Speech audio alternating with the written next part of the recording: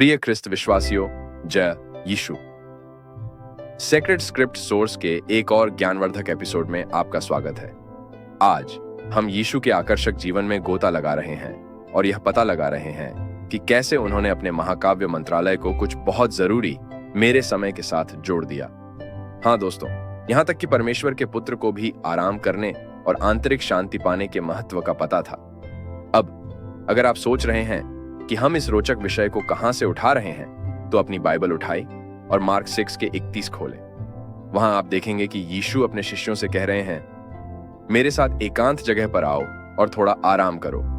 उदाहरण के द्वारा नेतृत्व करने की बात करें। क्या मैं सही हूं?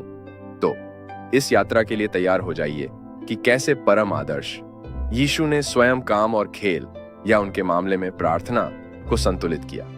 बने रहिए, उस सब्सक्राइब बटन को दबाएं और आइए साथ मिलकर कुछ आध्यात्मिक ज्ञान को समझें। चलिए शुरू करते हैं। यरूशलेम की चहल पहल भरी सड़कों पर भीड़ के जोश और उम्मीदों के बोझ के बीच एक ऐसा व्यक्ति चल रहा था जिसकी मौजूदगी उसके आसपास की अराजकता को चुनौती देती हुई लग रही थी। उसका नाम नासरत का यीशु था, एक ऐसा व्यक्ति जिसका जीवन और शिक्षाएं सदियों से गूंजती आ रही हैं। लेकिन चमत्कारों और दृष्टांतों से परे एक गहरा सबक छिपा है कि कैसे उसने अपने मंत्रालय की मांगों को एकांत और आराम के क्षणों के साथ संतुलित किया। दृश्य की कल्पना करें, पीढ़ियों से पहने जाने वाले रास्तों पर धूल भरे सैंडल, थकी हुई लेकिन दयालु आंखें और लोगों की जरूरतों से भरा दिल। यीशु सिर्फ उपदेशक देने वाले नहीं थे, उन्होंने जीवन की एक लय को मूर्त रूप दिया जो अथक सेवा को जानबूझकर पीछे हटने के साथ जोड़ती थी। उनके दिन लोगों को पढ़ाने, बीमारों को ठीक करने और अपने समय के धार्मिक मानदंडों को चुनौती देने में बीते। फिर भी गतिविधि के इस ताने बाने में एकांत और आराम के धागे बुने हुए थे जो उनकी आत्मा के लिए आवश्यक पोषण प्रदान करते थे। गलील की पहाड़ियों में या गलील सागर के किनारे यीशु ने शांति के क्षण खोजे। ये उनके मंत्रालय से मात्र विराम नहीं थे, बल्कि महत्वपूर्ण विराम थे जो उन्हें अपने पिता के साथ फिर से जुड़ने और अपनी आत्मा को फिर से तरोताजा करने की अनुमति देते थे। सुसमाचारों में ऐसे कई उदाहरण हैं जहां यीशु प्रार्थना करने, चिंतन करने और ईश्वर से संवाद करने के लिए एकांत स्थानों पर चले गए। ये जिम्मेदारी से भागने के नहीं थे, बल्कि नवीनीकरण के जानबूझकर किए गए कार्य थे जो उन्हें आगे के कार्यों के लिए मजबूत बनाते थे। ऐसा ही एक मार्मिक क्षण हजारों की भीड़ को उपदेश देने के एक दिन बाद था। प्रशंसा में डूबने या खुद को और अधिक चमत्कारों में व्यस्त करने के बजाय यीशु अकेले एक पहाड़ी पर चले गए। वहां रात के आसमान के विशाल विस्तार के नीचे उन्होंने प्रार्थना में अपने दिल की बात कह दी। यह एकांत के ऐसे क्षण थे जहां यीशु को स्पष्टता, शक्ति और अपने दिव्य उद्देश्य का आश्वासन मिला। लेकिन संतुलन की यीशु की खोज व्यक्तिगत एकांतवास से आगे तक फैली हुई थी। इसमें उनके मंत्रालय की मांगों के बीच आराम करने का उनका दृष्टिकोण शामिल था। उनके शिष्य अक्सर खुद को गतिविधियों के भंवर में फंसा हुआ पाते थे, फिर भी यीशु जानते थे कि कब विराम लेना है। एक बार गलील की झील पर एक तूफान के बीच में वे शांति से सो रहे थे, जबकि उनके शिष्य घबरा रहे थे। जब वे जागे तो उन्होंने एक शब्द से तूफान को शांत किया। न केवल प्रकृति पर अपने अधिकार को प्रदर्शित किया, बल्कि परमेश्वर की कृपा पर अपने भरोसे को भी प्रदर्शित किया। अपने पूरे मंत्रालय के दौरान यीशु ने जीवन के प्रति एक समग्र दृष्टिकोण का उदाहरण दिया, एक लय जो आराम और एकांत की जानबूझकर अवधि के साथ सक्रिय सेवा को एकीकृत करती है। यह संतुलन थकावट के प्रति निष्क्रिय प्रतिक्रिया नहीं थी, बल्कि अपने मिशन को बनाए रखने और परमेश्वर के साथ अपने रिश्ते को पोषित करने की एक जानबूझकर की गई रणनीति थी। यह उन सभी के लिए एक गहरा सबक है जो आधुनिक जीवन के भंवर में फंस गए हैं। एक अनुस्मारक कि व्यस्तता और जिम्मेदारी के बीच दिव्य के साथ नवीनीकरण और संवाद के लिए एक पवित्र स्थान है। जैसे जैसे हम यीशु के जीवन में गहराई से उतरते हैं, हम न केवल एक ऐतिहासिक व्यक्ति को खोजते हैं, बल्कि कर्तव्य और व्यक्तिगत कल्याण के बीच तनाव को कैसे दूर किया जाए, इसका एक कालातीत उदाहरण भी पाते हैं। उनका जीवन हमें काम और आराम की अपनी लय पर विचार करने के लिए आमंत्रित करता है। हमें एकांत के क्षणों को पलायन के रूप में नहीं, बल्कि आध्यात्मिक नवीनीकरण के अवसरों के रूप में अपनाने का आग्रह करता है। जैसे जैसे हम यीशु के जीवन की खोज जारी रखते हैं, हम ऐसे क्षणों से बुनी हुई एक टेपेस्ट्री को खोजते हैं जो सक्रिय मंत्रालय और जानबूझकर एकांत के बीच संतुलन का प्रतीक है। सबसे उल्लेखनीय उदाहरणों में से एक मार्क के सुसमाचार से आता है, जहां यीशु अपने शिष्यों को आमंत्रित करते हैं कि मेरे साथ एक शांत जगह पर आओ और थोड़ा आराम करो। मार्क 6 के 31। यह निमंत्रण गहन मंत्रालय की अवधि के बाद आता है, जहां शिष्य यीशु के साथ शिक्षण और उपचार में सक्रिय रूप से लगे हुए थे। यहाँ यीशु न केवल उनके काम के शारीरिक और भावनात्मक बोझ को पहचानते हैं, बल्कि आराम और नवीनीकरण की उनकी आवश्यकता को भी प्राथमिकता देते हैं। इस विश्राम के लिए चुना गया स्थान गलील की झील के किनारे एक दूरस्थ स्थान था, जो लगातार यीशु का ध्यान आकर्षित करने वाली भीड़ से दूर था। फिर भी पीछे हटने के उनके प्रयास में उन्हें लोगों की भीड़ का सामना करना पड़ा, जिन्होंने उनकी मंजिल का अनुमान लगाया था और उनसे पहले पहुंच गए थे। निराशा या निराशा के बजाय यीशु करुणा के साथ प्रतिक्रिया करते हैं, लोगों को सिखाते हैं और उन्हें ठीक करते हैं, क्योंकि वे बिना चरवाहे की भेड़ों की तरह थे। मार्क 6 के 34। यह प्रकरण यीशु की रुकावटों से निपटने और मंत्रालय और व्यक्तिगत कायाकल्प के बीच संतुलन बनाए रखने की क्षमता को रेखांकित करता है। यह भीड़ की आध्यात्मिक भूख के लिए उनकी गहरी सहानुभूति को प्रकट करता है, साथ ही खुद और उनके शिष्यों दोनों के लिए आराम और एकांत के महत्व की पुष्टि करता है। गतिविधि की हड़बड़ी के बीच यीशु एक लय का उदाहरण देते हैं, जो आध्यात्मिक और शारीरिक बहाली की आवश्यकता की उपेक्षा किए बिना उनके मिशन की मांगों का सम्मान करता है। यीशु के जीवन का एक और महत्वपूर्ण क्षण जो उनके संतुलित दृष्टिकोण को उजागर करता है, वह है रूपांतरण।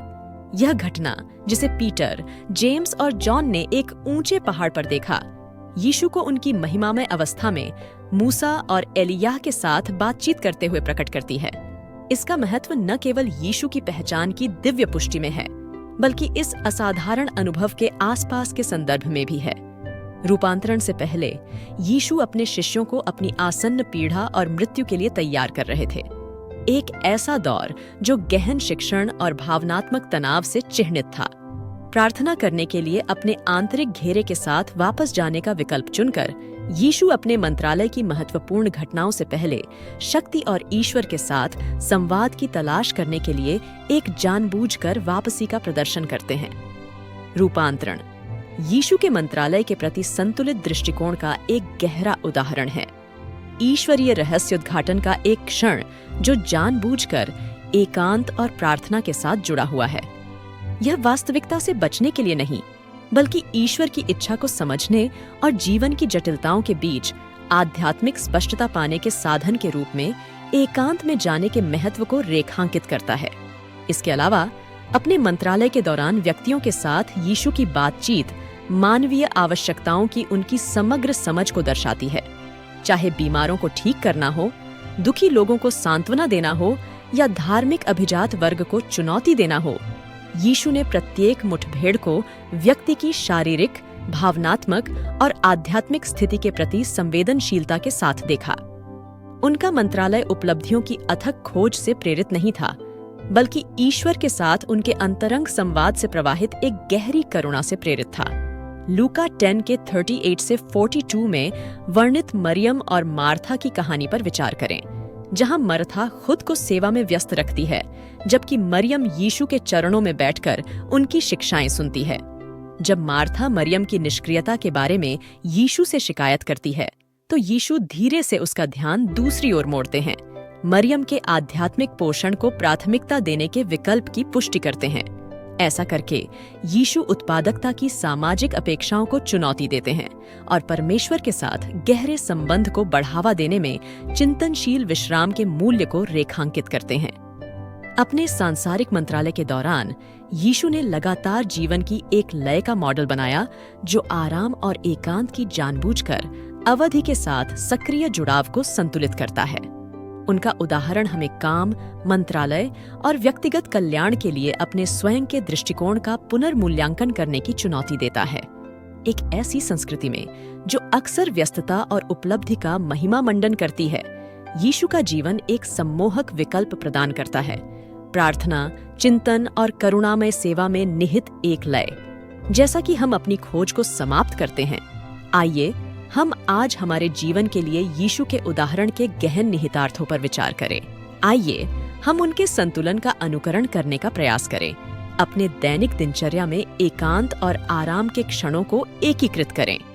आइए हम परमेश्वर के साथ एक गहन संवाद विकसित करें जो हमें विश्वास और सेवा की अपनी यात्रा में बनाए रखता है और सशक्त बनाता है, और हम यीशु के जीवन के शाश्वत ज्ञान में प्रेरणा और मार्गदर्शन पा सकते हैं।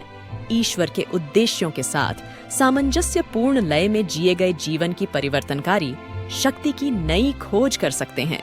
यीशु ने अपनी जीवन शैली में किस तरह संतुलन का उदाहरण प्रस्तुत किया, इस बारे में अपने अन्वेषण के समापन पर हम एक गहन सत्य की ओर आकर्षित होते हैं।